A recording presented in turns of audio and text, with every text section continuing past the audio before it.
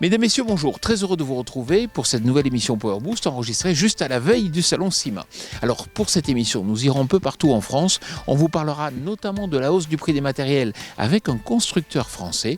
Et puis, on vous montrera aussi de nouvelles techniques pour mieux valoriser les graines. Top départ pour cette nouvelle émission Power Boost.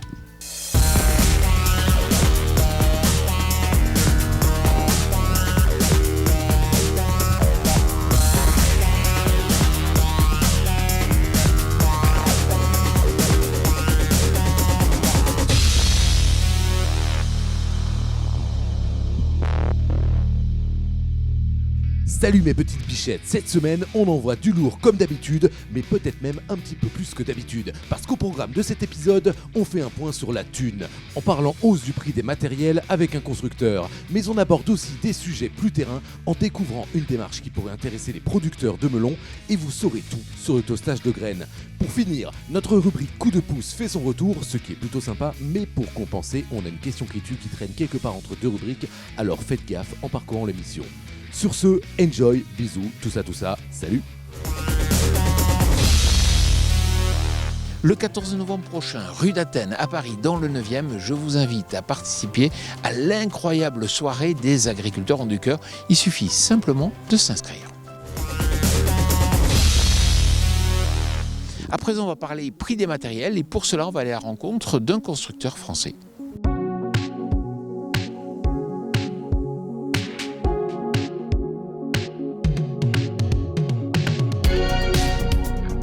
J'ai retrouvé ici dans le salon Médagri une connaissance, Belinda, bonjour. Bonjour. Alors Belinda, je t'avais rencontré il y a 5 ans, c'était dans le cadre d'un salon viticole, le Vinitech, et c'est vrai que tu as créé une entreprise avec ton père, vous êtes viticulteur à Pertuis, et c'est pas toujours facile d'être constructeur et d'imposer ses matériels sur le marché. Oui, exactement. Nous, on est une entreprise familiale. Donc, mes parents ont créé la société SIL en 2005. Et depuis ça, ils fabriquent du matériel agricole, mais à la base pour satisfaire leurs besoins au sein de leur exploitation. Et petit à petit, on a développé le matériel agricole dans le secteur de la France. Alors, vous avez du matériel de travail du sol, de pulvérisation. Alors, moi, ce qui m'intéresse, c'est de voir et de parler de la hausse du coût des matières premières. Est-ce qu'aujourd'hui, il y a une hausse des coûts qui est importante ou pas ? Il est vrai qu'aujourd'hui, il y a une hausse des coûts qui est importante, surtout sur la matière première. Mais beaucoup de personnes, je pense, abusent aussi de la situation actuelle pour l'augmentation tarifaire de tout ce qu'il peut y avoir dans le monde de l'agriculture. En pratique, on augmente chaque année de 5% ou 10% dans le pire des cas. Et vous, c'est de combien ? Nous, c'est vrai que cette année, on était obligé d'augmenter de 5%, chose qu'on n'avait jamais faite depuis 10 ans que je travaille au sein de la société. Ah oui, donc ça veut dire qu'on n'est pas 5% tous les ans, mais 5% sur 10 ans. Pour notre part, oui, on a la chance d'être fabricant et de pouvoir se fournir directement sur la matière première. C'est vrai que la conjoncture actuelle est compliquée, mais tout ce qui est viticulteur, agriculteur, etc., eux, les choses n'augmentent pas. Et est-ce que vous pouvez vous engager à rebaisser vos prix quand ça ira mieux ? Pour être honnête, on ne peut pas rebaisser les tarifs, ça c'est sûr et certain. Mais par contre, augmenter en réalité avec le marché, oui. Mais du coup, ne pas abuser sur l'augmentation, parce qu'une fois que l'augmentation est faite, on ne peut pas revenir en arrière. Bon, merci beaucoup Belinda. Merci. Connaissez-vous ce matériel qui permet d'accroître la productivité pour le ramassage de certaines productions, notamment les melons ? Alors on le sait, l'agriculture manque de bras et Christophe Dupaquier, vous êtes agent commercial chez Delacroix. C'est quelque part une façon de compenser le manque de main-d'œuvre en maraîchage ?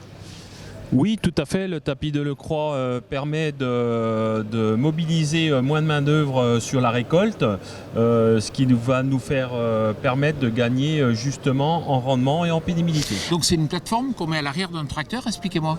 Donc oui, on va retrouver une plateforme attelée 3 points derrière le tracteur qui fait 1,350 tonnes avec son tapis où on peut avoir une possibilité de 3 mètres jusqu'à 8 mètres. Alors, est-ce que vous pouvez me dire combien de personnes ça économise ? Alors, on va économiser à peu près un tiers de personnes puisqu'on va retrouver à peu près une personne tous les 1,10 m en fonction des planches de travail. À partir de quel tonnage, par exemple, sur du melon, ça devient rentable ? Alors le melon sur un tapis XXL, on va avoir la rentabilité à partir de 7 tonnes. En dessous, l'agriculteur peut se permettre l'investissement et la rentabilité va se retrouver sur 2 ans avec des aides jusqu'à 20%. Merci beaucoup.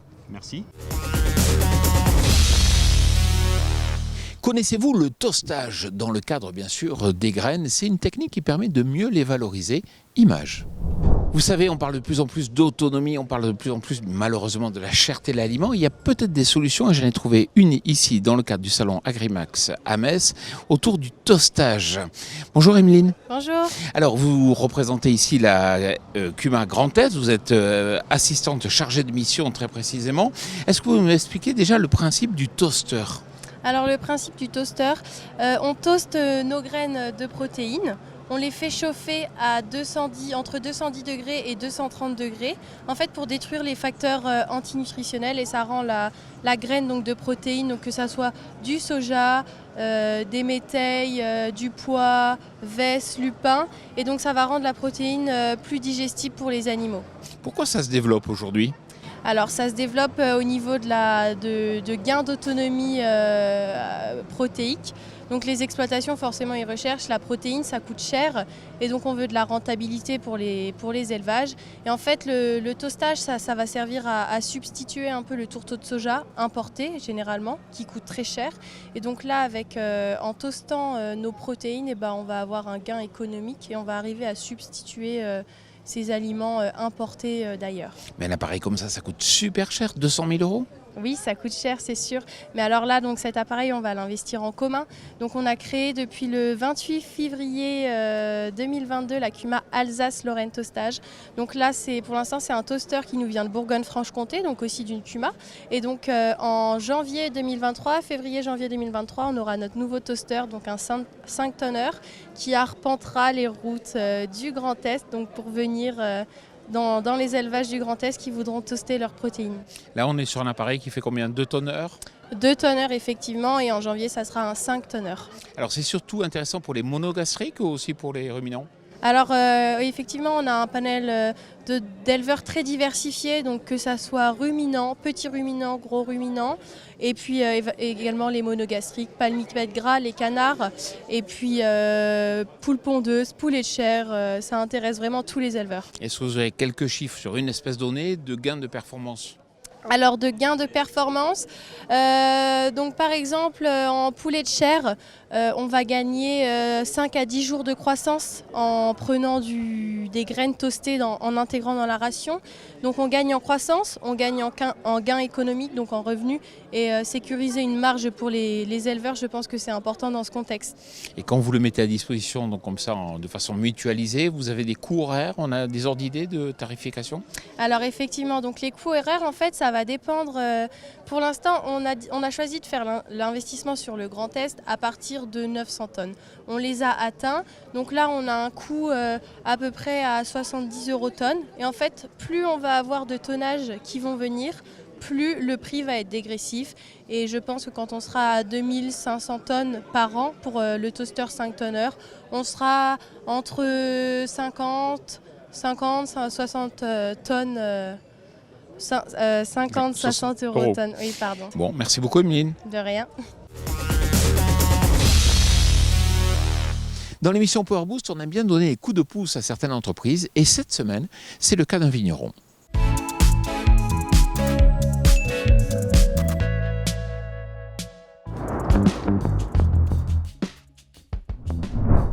Je m'appelle Alain Vidal, j'ai 60 ans, en pleine forme. Je suis ingénieur agronome de formation. J'ai été vigneron pendant 25 ans, donc j'ai réalisé pas mal de vinifications en rouge, en blanc, en rosé, en liquoreux. Je monte un projet en viticulture, donc je cherche à développer un vignoble avec évidemment des vignes rouges, parce que ça se passe à Bordeaux, mais aussi des vignes blanches, parce qu'aujourd'hui la demande en vin blanc, elle explose à Bordeaux. Deuxièmement, je cherche un actionnariat très impliqué, donc un petit nombre d'actionnaires, mais impliqués. Et troisièmement, développer les ventes, notamment à l'étranger, parce que c'est là où il y a des marges de progrès. Ce qui me semble fondamental pour l'avenir, c'est 2 points importants. La première, c'est la demande en vin fin dans le monde. Il n'y a pas de surproduction mondiale en termes de vin quand on regarde les statistiques de l'OIV sur 25 ans. Et la demande explose notamment en vin blanc. Et donc à Bordeaux, il y a de la place pour produire encore plus de vin blanc. Ça, c'est le premier point. Et le deuxième point fondamental, c'est l'agroécologie. Nous sommes pionniers en la matière. On avait été les premiers à développer l'agroécologie dans la viticulture à Bordeaux. Et aujourd'hui, eh bien, je sais faire. Voilà. Et la demande sociétale est extrêmement forte. Alors aujourd'hui, on recherche à minima 700 000 euros. 3, 4, une personne, maximum 5 personnes. Donc ça veut dire des tickets d'entrée de 150 000 euros. Rapidement, c'est un peu le point faible du projet, parce que aujourd'hui, il faut racheter le stock et le matériel assez rapidement pour se relancer. Je vous invite à présent à retrouver notre rubrique « La question qui tue ». Alors le ministère de l'Agriculture aurait tout intérêt aujourd'hui à modifier la réglementation actuelle pour tout d'abord l'aspect social. Aujourd'hui, il y a des viticulteurs, des agriculteurs qui, en forte pente notamment, ont des problématiques techniques pour traiter leur culture et donc font un retour en arrière sur de la main-d'œuvre qui de fait traite avec des pulvérisateurs à dos, de la main-d'œuvre qui n'a pas forcément le certificat et qui ne porte pas forcément les EPI d'ailleurs, puisque c'est de la main-d'œuvre qui arrive pour la plupart d'Europe de l'Est ou d'Espagne, vu la problématique de main-d'œuvre en France actuellement. Or, il existe des solutions. Par exemple, le drone agricole qui aujourd'hui permet de traiter en forte pente et en non forte pente dans des conditions de pulvérisation optimum. Il s'avère qu'aujourd'hui, un des points bloquants à l'évolution de la réglementation actuelle est que l'ANSES et le ministère de l'Agriculture se basent sur des données anciennes faites avec des drones qui sont plus petit que le drone qui est derrière moi, qui fait 75 kg au décollage, qui a une meilleure qualité de pulvérisation que les drones d'il y a 3-4 ans. Et on évite les dérives des produits à l'aide des bus antidérives qui sont montés sur les drones. Et par ailleurs, il y a un autre point de la réglementation qui doit évoluer, c'est le délai administratif, évidemment, pour l'intervention dans la partie drone agricole. Certes, nous partageons l'espace aérien avec d'autres opérateurs. Il est compréhensible que la réglementation soit assez drastique sur le sujet, mais dans le monde agricole, il s'avère qu'il faut une réactivité énorme à partir du moment où on détecte un départ de foyer de maladie ou de ravageurs dans sa culture. Donc le délai administratif actuel de 3 mois, en moyenne pour obtenir une SORA pour voler avec un drone qui fait plus de 25 kg, est un délai beaucoup trop long au regard de la réactivité qu'attendent les agriculteurs. La SORA, c'est une analyse de risque que le professionnel de l'épandage par drone ou de la captation d'images, si le drone fait plus de 25 kg, est obligé de faire et d'envoyer à la DSAC et la DGAC pour obtenir l'autorisation de vol qui est valable pour une année civile chez le client pour une activité donnée, par exemple la pulvérisation, et sur des parcelles données. Voilà, j'espère que cette émission Power Boost vous a plu. Vous savez que l'on va pouvoir se retrouver chaque jour en direct du CIMA, puisque nous avons différents plateaux télé sur ce salon, et puis aussi au travers de notre nouvelle chaîne Twitch, avec des directs assez étonnants. Je vous souhaite une excellente semaine.